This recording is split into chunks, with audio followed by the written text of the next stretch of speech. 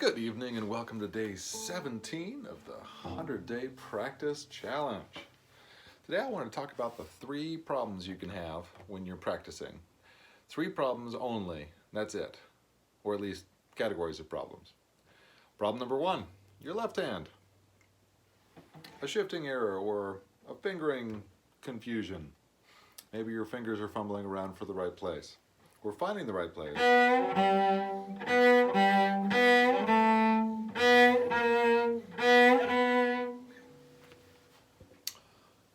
All kinds of left-hand problems really come up, but basically it's just musical typing. Are you finding the right finger at the right time? Are you coordinating to the next string?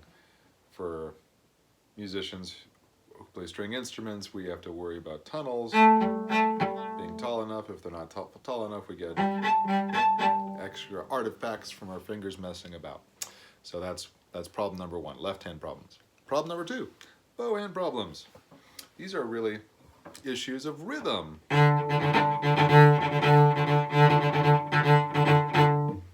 So if rhythms are not quite landing right, and it's probably a bow problem. Or maybe it's the volume of the bow. And we get to use this artistic paintbrush for acoustic sound in such an interesting way. And then the third problem is the coordination between the two, the bowing and the fingering all coming together, especially when there's a shift or a string change or a bow direction change, or maybe all 3 at once. And determining what the problem is halfway to solving it. So if you're going through a passage and you found that it's just not working or sounding right, is it because of a shift in that passage? Or maybe you've got the bowing a little mixed up, or perhaps the rhythm's not quite concrete in your mind. Well, for each of those first 2 problems, you may practice the left-hand problems alone with some pizzicato before putting it back to the bow.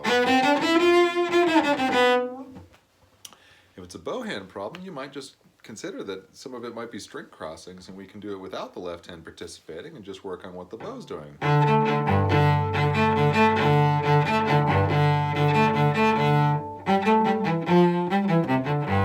know that wasn't the same thing. And then the last part is a little trickier to figure out. When you're coordinating the 2 hands together, sometimes it's not easy to figure out how to solve that problem. We'll talk about this a little more in another video, but it's imagination. If you can imagine yourself coordinating the 2 hands together in whatever the music is asking you to play, you're halfway there to actually doing it. Just thinking it first and imagining it as vividly as possible can help you achieve what may seem impossibly difficult at first. So those are the 3 problems. I wish you luck in your practice. If you're on day 1, great job. If you're on day 2, even better. And beyond that, keep it going. Break a leg.